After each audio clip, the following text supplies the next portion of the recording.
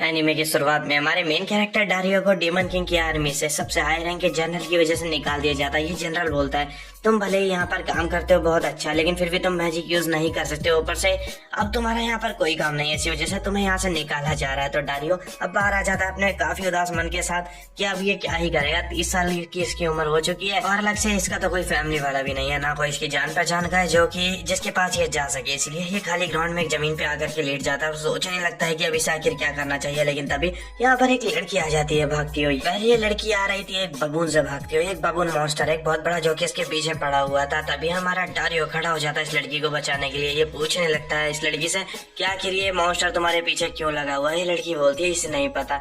तो फिर बबून से लड़ने के लिए डारियो भी तैयार हो जाता था कि ये इस लड़की को बचा सके। डारियो सोच रहा होता है कि ये ऐसे अपनी आंखों के सामने किसी लड़की को मारते हुए तो नहीं देख सकता है। भले ही डारियो मैजिक यूज नहीं कर सकता है, लेकिन इस लड़की के पास एक चाकू था जो कि डारियो उठाता है और फिर इस मॉन्स्टर के ऊपर हमला कर देता है चाकू से। और कमाल की बात ये होती है कि एक सिंगल अटैक में ही डारियो इस मॉन्स्टर को मार डालता है। अब मॉन्स्टर को तो डारियो ने मार दिया। जिस लड़की की डारियो ने जान बचाई है लड़की डारियो को थैंक यू बोलती है और डारियो को अपने साथ चलने के लिए कहती है। डारियो मान जाता है इसके साथ जाने के लिए क्योंकि डारियो के पास कोई और जगह नहीं थी अब जाने के लिए। तो ये लड़की अब डारियो को अपने घर पे लेके आ जाती है जहाँ पे ये डारियो को मिलवाती है अपने मदर और फादर से।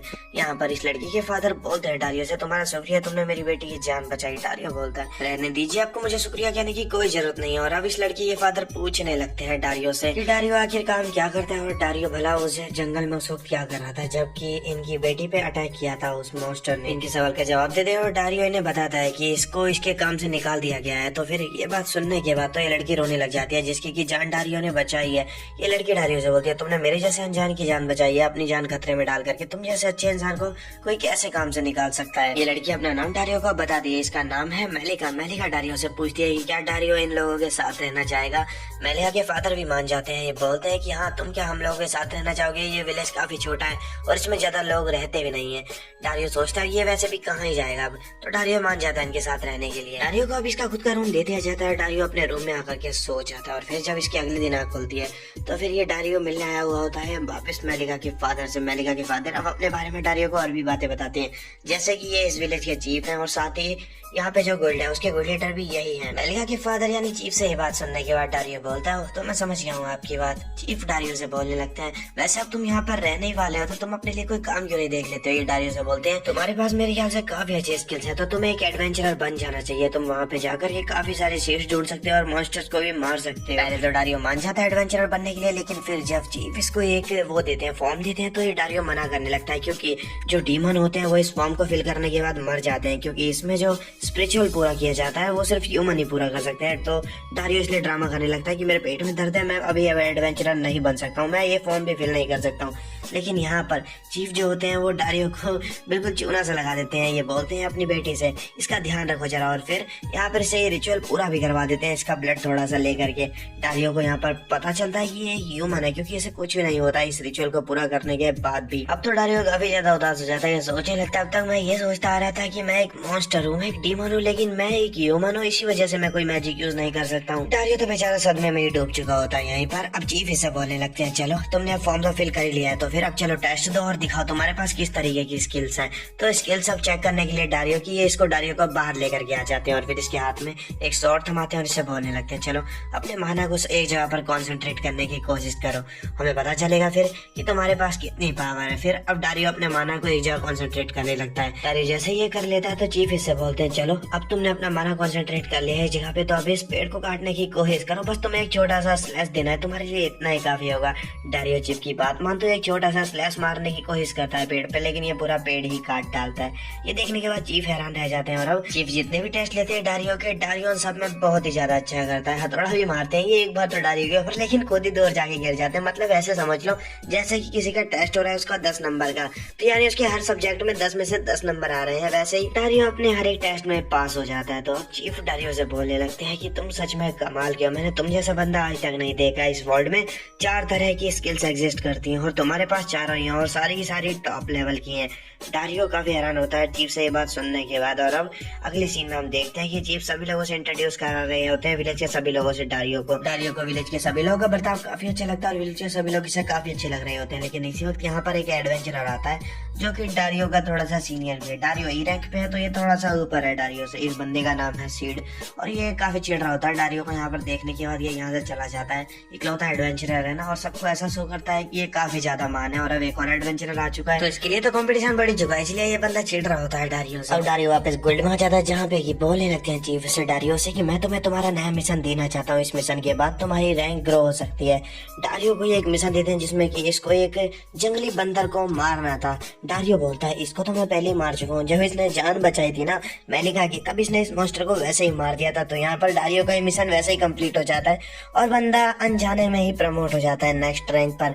जो देखने के बाद चीफ भी काफी हैरान रह जाते हैं और ये बंदा सीड भी काफी ज्यादा हैरान रह जाता है क्योंकि इस मॉन्स्टर को कभी मार ही नहीं पाया और डारियो ने अनजाने में ही इसे मार डाला। डारियो नेक्स्ट रैंक पे प्रमोट हो जाता है और सीड और भी खतरनाक मिशन एक लेता है। ये बोलता है कि मैं तुम्हें इससे भी खतरनाक मॉन्स्टर को मार के दिखाऊंगा और ऐसी हर्ब कलेक्ट करके दिखाऊंगा जो कि कोई कलेक्ट नहीं कर सकता है। और अब डारियो भी अपना नया मिशन ले लेता है। वेल डारियो ने मिशन लिया था हर्ब्स को कलेक्ट करने का और इसे रास्ता नहीं पता था तो इसके साथ अब मेलिका भी आ जाती है। लेकिन डारियो गलती से फिर से कुछ खतरनाक मॉन्स्टर्स को मार देता है जिन मॉन्स्टर्स को हंट करने के लिए सिड निकला था। और वेल मेलिका भी इसमें काफी अच्छा साथ देती है डारियो का। तो डारियो को पता चलता है कि मेलिका काफी ज्यादा स्ट्रॉन्ग है। डारियो मेलिका से पूछता है कि जो मंकी लास्ट टाइम तुम्हारे पीछे पड़ा था तुम तो उसे खुद भी मार सकती थी ना। तो मेलिका बता दिया कि हाँ ये वो इसे मार सकती थी, लेकिन मेलिका ने उसे इसलिए नहीं मारा क्योंकि मेलिका को ऐसे लड़ाई झगड़ा करना बिल्कुल पसंद नहीं है। तो इसलिए डारियो को अब समझ में आता है कि हाँ मेलिका काफी ज्यादा स्ट्रॉन्ग है। और अब इन मॉन्स्टर को लेकर के डारियो गिल्ड में आ जाता है जहाँ पे कि ये मॉन्स्टर जैसे ही देखता है सिड जिनको कि ये नहीं हरा पाया लेकिन डारियो ने फिर से हरा दिया है। ये बंदा शर्मा आ जाता है बहुत ज्यादा और भाग जाता है। ये बोलता है कि मैं अगली बार और खतरनाक मॉन्स्टर को हंट करने वाला हूँ। इसके बाद जैसे अगले दिन डारियो गिल्ड में आ जाता है डारियो को पता चलता है कि हाल ही में सिड ने एक बहुत ही खतरनाक मिशन ले लिया है। उसने एक बहुत ही जहरीले सांप और बहुत बड़े सांप को मारने का मिशन लिया है जिसे मारना उसके लिए बहुत मुश्किल है क्योंकि वो एक बी रैंक का मॉन्स्टर है और क्योंकि सिड की इतनी हाई रैंक तो है नहीं तो वो कैसे ही मार सकता है भला इतने पावरफुल मॉन्स्टर को। डारियो समझ जाता है कि यहाँ पर अब सिड की जान खतरे में है। ये चीफ से बोलने लगता है ये जाने वाला उस मॉन्स्टर को मार के बचाने के लिए सिड को। लेकिन चीफ बोलते हैं क्या तुम सच में उस मॉन्स्टर को मार पाओगे। डारियो चीफ से ये बोल करके निकल जाता है जो भी होगा देखा जाएगा, हम ऐसे उसको अकेले तो नहीं छोड़ सकते मरने के लिए। तो डारियो निकल जाता है उस मॉन्स्टर से लड़ने के लिए। डारियो जैसे इस जंगल में आता है मॉन्स्टर से लड़ने के लिए यहाँ पर ये देखता है कि सिड मॉन्स्टर से लड़ने की काफी कोशिश कर रहा होता है लेकिन सिड के अटैक का कोई असर नहीं होता है इस मॉन्स्टर के ऊपर और सिड डर के भागने लग जाता है इस मॉन्स्टर से। सिड तो सीधा डारियो की ओर ही आ रहा होता है और मॉन्स्टर को देखने के बाद डारियो भी अपना माना बाहर निकालने लग जाता है। डारियो इस मॉन्स्टर के ऊपर एक अटैक करता है जिससे इस मॉन्स्टर को काफी ज्यादा दर्द होता है और अब ये मॉन्स्टर डारियो के पीछे पड़ जाता है। डारियो इस मॉन्स्टर को रोकने की कोशिश करता है अपनी शॉट से लेकिन भाई डारियो की शॉट ही टूट जाती है और अब डारियो को कुछ समझ ही नहीं आ रहा होता है कि इसे करना क्या चाहिए। इसी वक्त डारियो टूटे हुए शॉट के एक हिस्से में भाई अपना सारा माना डालता है और फिर फेंक के मारता है इस मॉन्स्टर के ऊपर। इससे ही फाइनली ये मॉन्स्टर मर जाता है इस अटैक की वजह से और अब डारियो को फाइनली चैन मिल जाता है। और ये सब देखने के बाद सिड भी काफी ज्यादा हैरान हो रहा होता है। सिड के काफी चोटें लग गई थी इस मॉन्स्टर की वजह से। तो डारियो आसपास की जड़ी बूटियों का इस्तेमाल करके दवाई बनाता है और फिर लगाने लगता है सिड को। सिड को काफी ज्यादा अच्छा लगता है कि डारियो ने इतनी ज्यादा हेल्प करी है सिड की और अब सिड को काफी ज्यादा पछतावा होता है अपनी सारी बातों को और अपनी सारी गलतियों का। ये बंदा डारियो की अब यहाँ से इज्जत करने लग जाता है यहाँ तक कि अगले दिन से ये डारियो को अपना बड़ा भाई कह के बुलाने लग जाता है सबके सामने। डारियो को ये चीज कुछ खास इतनी पसंद तो नहीं आती है लेकिन डारियो अब क्या ही बोल सकता है। सीन डेमन किंग की आर्मी पे आता है यहाँ पर दिखाया जाता है ये सभी जनरल्स को काफी प्रॉब्लम फेस करनी पड़ रही होती है बिना डारियो के क्योंकि डारियो इन सबका ध्यान रखा करता था और डारियो ज्यादातर कामों को देख लिया करता था। लेकिन ये सभी जनरल अब यहाँ पर मेन जनरल से शिकायत कर रहे होते हैं। ये बोल रहे होते हैं देखिए अगर आप ऐसा करेंगे तो हमारी बहुत बुरी हालत हो जाएगी और हमें डारियो की जरूरत है। जनरल बासुबदन सबसे बोलते हैं कि देखो अगर तुम सबको मेरी बात नहीं माननी है तो निकल जाओ यहाँ से और अगर यहाँ पर रहना है तो मेरी बात माननी पड़ेगी क्योंकि मुझे उस नालायक का नाम दोबारा नहीं सुनना। अगर किसी ने दोबारा डारियो का नाम यहाँ पर लिया तो उसे यहाँ से निकाल दिया जाएगा। अब ये सब सुनने के बाद डर जाते हैं और सब शांत हो जाते हैं। वहाँ डीमन किंग की आर्मी के बुरे दिन चालू हो चुके हैं और यहाँ पर डारियो के अच्छे दिन चालू हो चुके हैं। इसको भाई भी मिल चुका है, एक अच्छी फैमिली मिल चुकी है, इसकी केयर करने वाले काफी सारे लोग हैं। अब यहाँ पर डारियो के संग यहाँ पर सब कुछ सही चल रहा है लेकिन बार बार यहाँ पर मेलिका जब भी डारियो को देखती है तो ये गले मिलती है डारियो से और ये मेलिका की पावर इतनी ज्यादा है कि ये डारियो को बस गले ही लगती है और इसके बहुत चोटें लग जाती हैं डारियो के। अब रोज की तरह डारियो बैठ करके चीफ के साथ चाय ही पी रहा होता है कि तभी डारियो चीफ से पूछ लेता है कि आखिर इस गांव में इतने कम लोग क्यों रहते हैं। तो चीफ बताते हैं कि कुछ समय पहले की बात है जब यहाँ पर काफी लोग रहा करते थे। काफी समय हो गया इस बात को। जो लोग यहाँ पर रहा करते थे उनके रोजगार पर डीमन ने कब्जा कर लिया। मतलब यहाँ पे जो मतलीन की माइन थी उस पर डीमन ने कब्जा कर लिया, उसी से उनको रोजगार मिला करता था और अब उन पे कोई काम नहीं था, इसलिए वो लोग इस शहर को छोड़ के जाने लगे और तब से इस गाँव में सिर्फ लिमिटेड लोग रह चुके हैं। डारियो सोचने लगता है कि अगर ये ह्यूमंस को वापस मिथलिन की माइन दिला दे या फिर डीमन के साथ अगर ये सिर्फ एक सौदा भी कर ले जिससे कि वो लोग थोड़ी सी मिथलिन ह्यूमंस को देने के लिए मान जाए तो काफी भला हो जाएगा इस गांव का। और यही सोचते हुए आ जाता है डारियो मिथलिन माइन की और ये जब आता है इस एरिया में तो इसे पता चलता है कि भाई ये एरिया पूरा खाली हो चुका है। यहाँ पर जो काम करते हुए नौकर हैं वो भी भाई बहुत ज्यादा डरे हुए हैं और बहुत ही थके हुए रहते हैं। डारियो जाता है नौकरों के पास तो ये डारियो को जानते हैं सारे नौकर, क्योंकि डारियो पहले भी इस मिथलिन माइन में काम कर चुका है नौकरों के साथ। ये नौकर अब डारियो को बताने लगते हैं कि डारियो जब से यहाँ से गया है इन सबको 4 गुना ज्यादा काम करना पड़ता है। अब जो नया जनरल यहाँ पर आया है वो इन्हें बहुत परेशान करता है और इनसे बहुत सारा काम करवाता है, वरना इन्हें मारने की धमकी देने लगता है। और इसी वक्त डारियो छुप जाता है क्योंकि यहाँ पर इनका जो जनरल है वो आ चुका होता है। ये जनरल बोलने लगता है नौकरों से, हे तुम सब क्या कर रहे हो, तुमने अभी तक इतनी सी मिथलिन निकाली है, चलो जल्दी से काम पे लग जाओ और बहुत सारी मिथलिन निकालो, और तुमने देरी करी तो तुम सबको जिंदा नहीं छोड़ूंगा। और ऐसा बोल के यहाँ से जा ही रहा होता है कि एक नौकर इसके ऊपर अटैक कर देता है, इस जनरल के ऊपर। ये नौकर बोलता है कि हम और नहीं सह पाएंगे तुम्हारी ये सब, हम भला 4 गुना ज्यादा मिथलिन कैसे निकाल सकते हैं।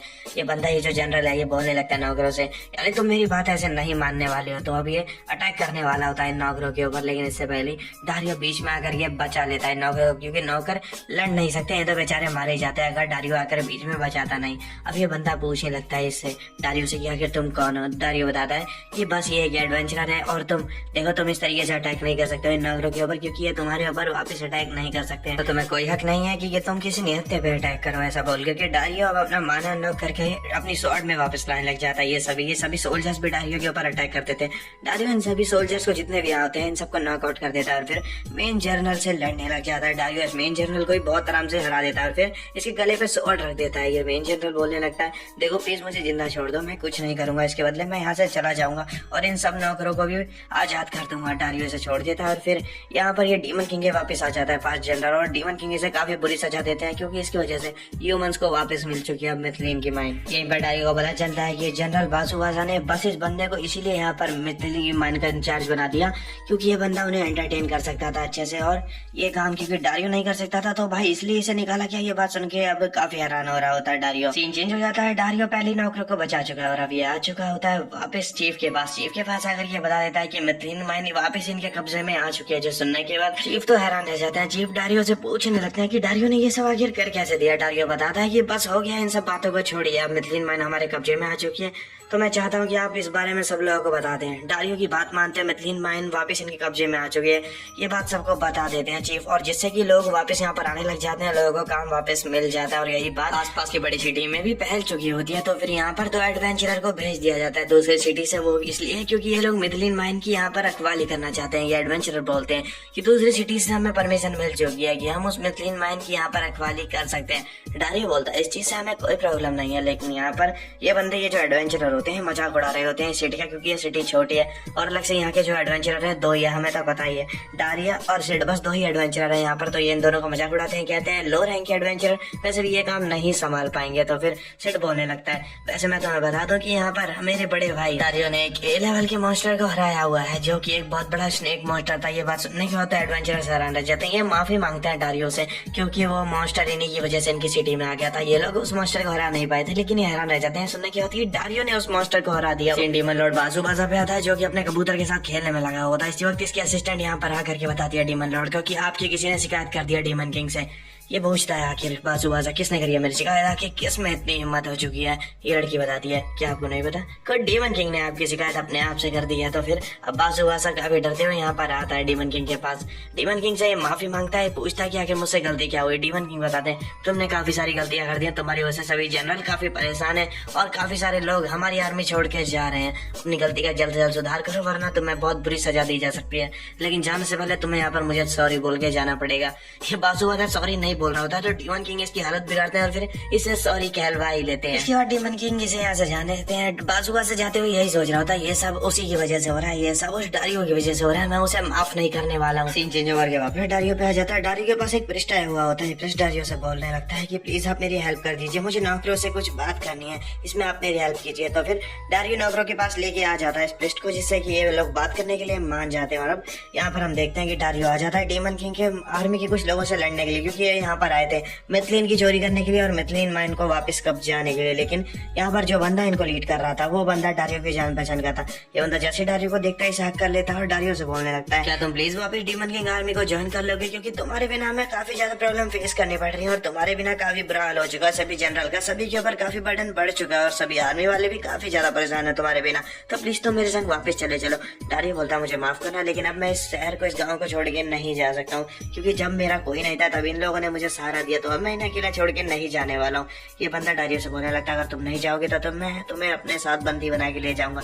ऐसा बोल के डारियो से लड़ने लग जाता है। तो डारियो को एक आइडिया आता है। डारियो बोलता है तुम्हें वैसे क्या चाहिए, तुम्हें मिथलिन ही चाहिए ना, तो चलो मिथलिन मैं तुम्हें दिलाता हूँ। ऐसा बोल करके डारियो लेकर के आ जाता है अपने दोस्त को प्रेस्ट के पास। ये प्रेस्ट को बताता है कि ये डीमन किंग की आर्मी का ये एक जनरल है और ये अब से इसका दोस्त है और इन लोगों को मिथलिन की जरूरत है। प्रेस्ट को ये बात बताता है। प्रेस्ट बोलने लगते हैं भले इन लोगों को भी मिथलिन की काफी ज्यादा जरूरत है, लेकिन फिर भी हम इन्हें मिथलिन नहीं दे सकते हैं, क्योंकि ये मिथलिन से वेपन बनाएंगे और फिर हमसे ही लड़ने आ जाएंगे।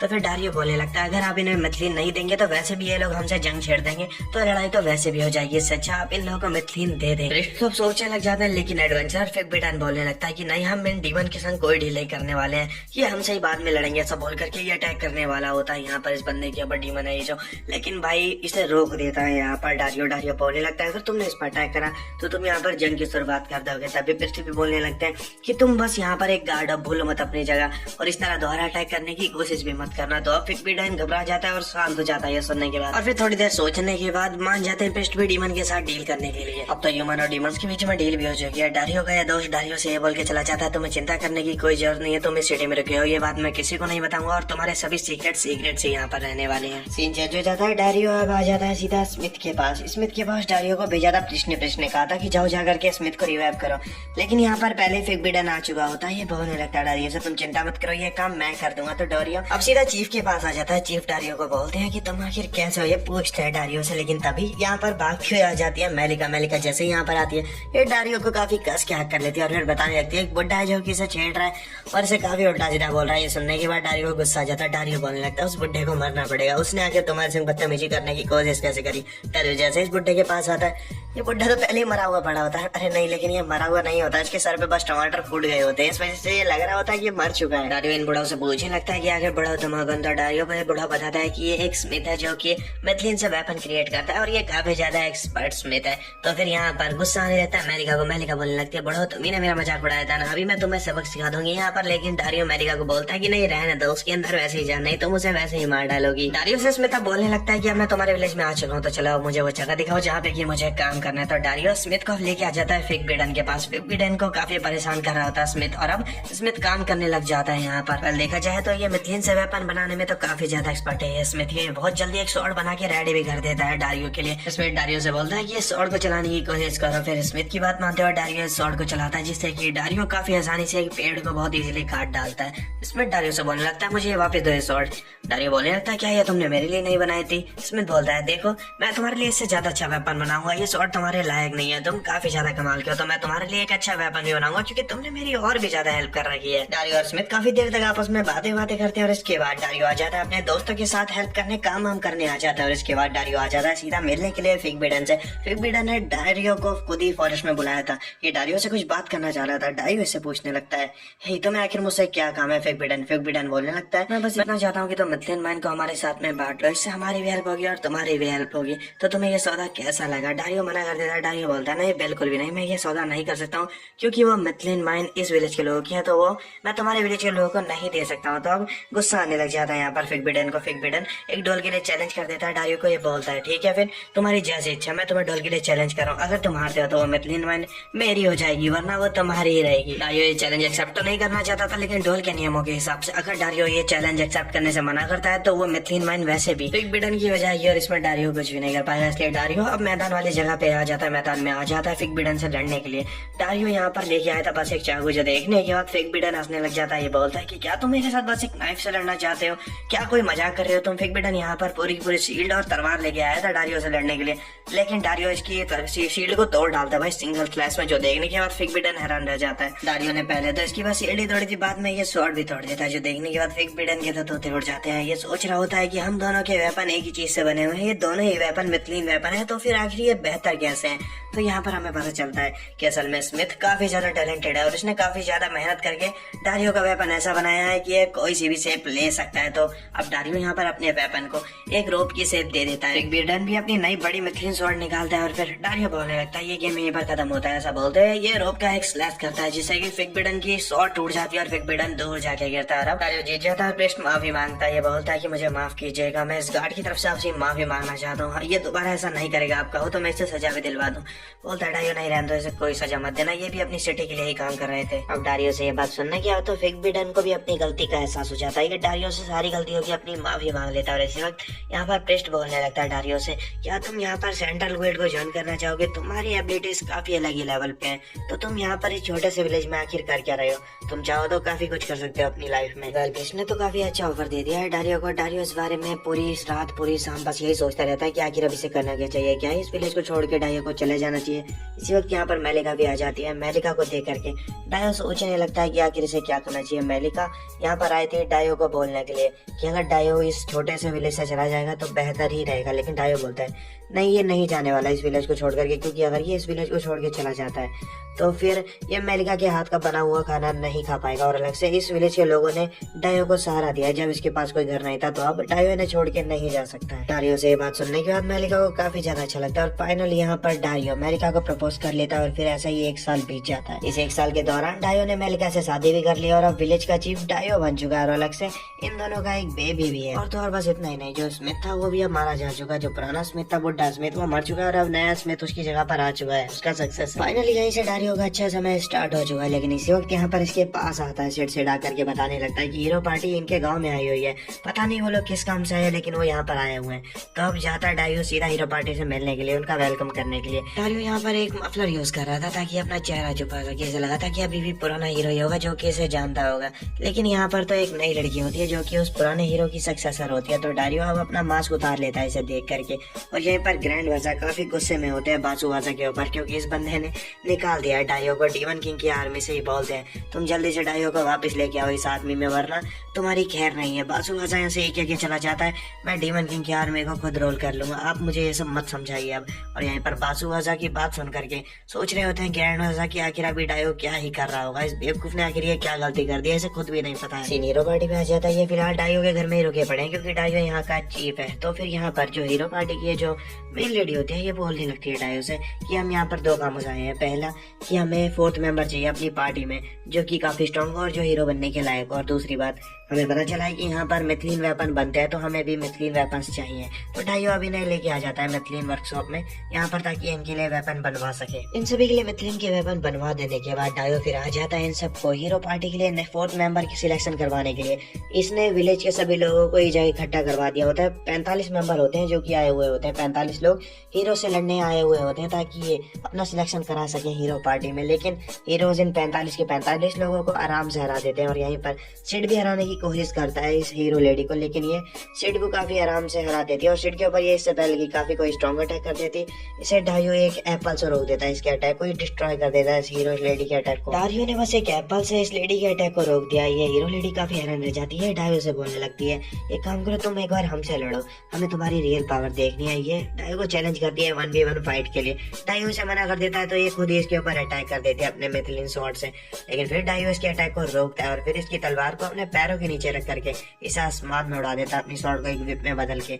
लेकिन ये लेडी फिर भी अपने आप को बचा लेती है किसी तरीके से। ये फिर से डारियो से लड़ना चालू कर देती है। अब तो इस लड़की को गुस्सा आने लगा था क्योंकि डारियो के ऊपर भारी पड़ता हुआ नजर आ रहा था। ये डारियो के ऊपर अपने स्ट्रॉन्ग अटैक्स किए जा रही होती है बिना रुके। ये डारियो के ऊपर अपना एक काफी स्ट्रॉन्ग अटैक भी करती है, लेकिन डारियो अपना एक काफी अलग ही अटैक करता है जो कि इसने पहली बार यूज किया। ये अटैक काफी ज्यादा स्ट्रॉन्ग था। ये इस अटैक को, इस लेडी के अटैक को काफी आराम से रोक देता है और काफी आसपास के इलाके को डैमेज भी दे देता है। ये लड़की देख के हैरान रह जाती है जब डारियो ने ये अटैक किया था। अब ये सब मिल करके हीरो पार्टी के लोग ये बोलने लगते हैं डारियो से कि हमारी पार्टी ज्वाइन करो, लेकिन डारियो मना कर देता है। ये बोलता है कि नहीं मैं नहीं कर सकता क्योंकि मुझे अपनी फैमिली को भी देखना है। डारियो ने इतनी आसानी से भाई हीरो पार्टी के ऑफर को रिजेक्ट कर डाला जो कि काफी बड़ी बात है, जो देखने के बाद हीरो पार्टी के लोग भी काफी हैरान रह जाते हैं। अगले दिन ये पूछने लगती है हीरो, आखिर डारियो तुमने ऐसा क्यों करा, क्यों तुमने इतनी आसानी से रिजेक्ट कर दिया हम लोगों को। तो डारियो बताता है मैं तुम लोगों को पहले ही बता चुका हूँ कि मुझे अपनी फैमिली भी देखनी है और मुझे इस गाँव के लोगों को भी देखना है, तो मैं हीरो नहीं बन सकता हूँ। लेकिन डारियो असल में हीरो इसलिए नहीं बनना चाहता है क्योंकि डीमन से नहीं लड़ना चाहता, क्योंकि भाई डीमन के लिए ही पहले काम किया करता है, तुम्हें याद ही होगा। हीरो पार्टी के जो लोग रहते हैं पूरे दिन भाई डारियो का पीछा करते हैं ये जानने के लिए आखिर डारियो ऐसा क्या करता है भाई कि काम किए हीरो पार्टी के ऑफर को रिजेक्ट कर रहा है। पूरे दिन ये डायो के बारे में जांच पड़ताल करते हैं, इन्हें काफी कुछ पता चलता है डायो के बारे में। देखा जाए तो कुछ खास पता नहीं चलता, बस इतना पता चलता है कि ये डायो असल में बस बाल बच्चों वाला एक काफी अच्छा आदमी है, इसके अलावा कुछ पता नहीं चलता है। दिन खत्म हो जाने के बाद रात को वापस डायो मिलता है इस हीरो लेडी से। हीरो लेडी डायो को बताती है कि डायो बिल्कुल इसके ओल्ड मास्टर जैसा है, डायो के पास भी सारी वैसी पावर्स हैं जैसी कि इसके ओल्ड मास्टर के पास है। ये लेडी पूछने लगती है डायो से कि डायो है कौन, तो डायो बताता है इसको अपनी असलियत कि डायो को असलियत में डीमंस ने ही पाला। ये सुनने के बाद ये हीरो लेडी तो काफी ज्यादा हैरान रह जाती है। ये डायो से बोलने लगती है कि डीमंस ने तुम्हें पाला है, वो तो काफी ज्यादा बुरे होते हैं ना। डायो बोलता नहीं वो बुरे नहीं होते हैं। अब डायो से सुनने के बाद तो इस हीरो लेडी को गुस्सा आ जाता है, ये अटैक कर देते हैं डायो के ऊपर, लेकिन अटैक से डायो अपने आप को किसी तरीके से बचा लेता है इस हीरो लेडी के। और फिर ये हीरो लेडी डायो से बोलने लगती है कि देखो मैं तुमसे दोबारा नहीं बोलूंगी कि तुम मेरी पार्टी ज्वाइन करो, लेकिन इसके बदले तुम्हें मेरा मास्टर बनना पड़ेगा। तो डायो इस शर्त को मान जाता है। अगले दिन अब डारियो अपने दोस्त के साथ जो कि 4th जनरल में से ही है क्या बैठ करके अपने बच्चे के साथ खेल रहा होता है ना। ये तीनों यहाँ पर काफी मजे कर रहे होते हैं, लेकिन इसी वक्त यहाँ पर आ जाती है ज़ेबियास्टा यहाँ पर डारियो के दोस्त का पीछा करते करते आ चुकी होती है। ये बोलती है मैं यहाँ पर मैथिलीन माइन को वापस कब्जाने आई थी, लेकिन मुझे एक के साथ साथ दो हीरे मिल चुके हैं। डारियो से बोलती है चलो अब तुम हमारे संग हमारी डीमन किंग की आर्मी में वापस चलो, हमें तुम्हारी काफी ज्यादा जरूरत है। अब यहाँ पर डारियो से फिर से मना कर देता है, तो ज़ेबियास्टा यहाँ पर काफी गुस्से में होती है और डारियो से काफी बदतमीजी से बात करने लगती है। लेकिन यहाँ पर जो मेलिका आ चुकी थी ये बस एक बॉटल कैप खोलती है गुस्से में यहाँ पर ज़ेबियास्टा के ऊपर गुस्सा होते हुए, और वो बॉटल कैप का ढक्कन इतनी तेजी से उड़ता हुआ दीवार के आर पर हो जाता है, जो देखने के बाद तो ज़ेबियास्टा डर जाती है और अब तमीज से बात करने लगती है डारियो से। ये डारियो को बाहर लेकर के आ जाती है और फिर 1v1 के लिए चैलेंज कर देती है डारियो को, ताकि ये मैथिलीन माइन को वापस कब्जे में कर सके। लेकिन ये हार जाती है डारियो से और फिर रोने लग जाती है। ये बोलती है कि डारियो बहुत ही ज्यादा बुरा है और डारियो ने काफी गलत तरीके से ज़ेबियास्टा को हराया, और ज़ेबियास्टा जाकर के शिकायत सीधा इसकी वाइफ से करने वाली है कि डारियो काफी ज्यादा ही बुरा है। तो अब डारियो तो काफी ज्यादा ही डर जाता है। ये बोलने लगता है ज़ेबियास्टा से कि तुम्हें रोने की जरूरत नहीं है, मैं तुम्हें कहो तो बहुत सारी मैथिलीन दिला दूंगा अपनी तरफ से, और अलग से मैं तुम्हें मैथिलीन का वेपन बनवा कर भी दूंगा। तो इसलिए ये सब अब ड्रामा बंद करो। ज़ेबियास्टा रोना बंद कर देती है और आकर के अपने लिए मैथिलीन का वेपन बनवाने लग जाती है। इसी वक्त डायो को पता चलता है अपने ही एक दोस्त की वजह से कि भाई हीरो की जो पार्टी है वो इसी तरफ आ रहे हैं मैथिलीन वर्कशॉप की ओर। तो ये ज्यादा इन्हें रोकने के लिए, क्योंकि ये गलती से भी अगर ज़ेबियास्टा से मिल लेते हैं उस डीमन से तो ये लोग जायज ही आपस में लड़ने लग जाएंगे। तो इसलिए डायो लगा देता है हीरोज को ट्रेनिंग पे और फिर ज़ेबियास्टा को वेपन सिलेक्ट करने के लिए जाने के लिए बोलता है यहाँ से, लेकिन ज़ेबियास्टा जाती नहीं है शाम को। तो इस वजह से हीरो आखिरकार मिल लेती है ज़ेबियास्टा से और फाइनली ये दोनों वही बात पे आ जाते हैं कि दोनों एक दूसरे से लड़ना चाहते हैं। भाई ये दोनों आपस में एक दूसरे से लड़ने के लिए इतने उतावले हो जाते हैं कि जिस दिन इनका मैच होना था ये सुबह ही जाकर के बैटलफील्ड में खड़े हो जाते हैं, जब तक ये मैच शुरू नहीं हो जाता है। तो गाइस फिलहाल के लिए इस वीडियो को यहीं पर पॉज कर लेते हैं, बाकी एक पार्ट और आएगा जिसमें कि 12-15 मिनट का होगा वो वीडियो, इसमें कि पूरा एनिमे कवर हो जाएगा। और अगर तुम उस पार्ट को मिस नहीं करना चाहते हो तो चैनल को सब्सक्राइब करके रख लो और वीडियो पे लाइक भी करते रहो और कमेंट करते हुए जाना। तो चलो नेक्स्ट वीडियो में मिलते हैं, बाय गाइस।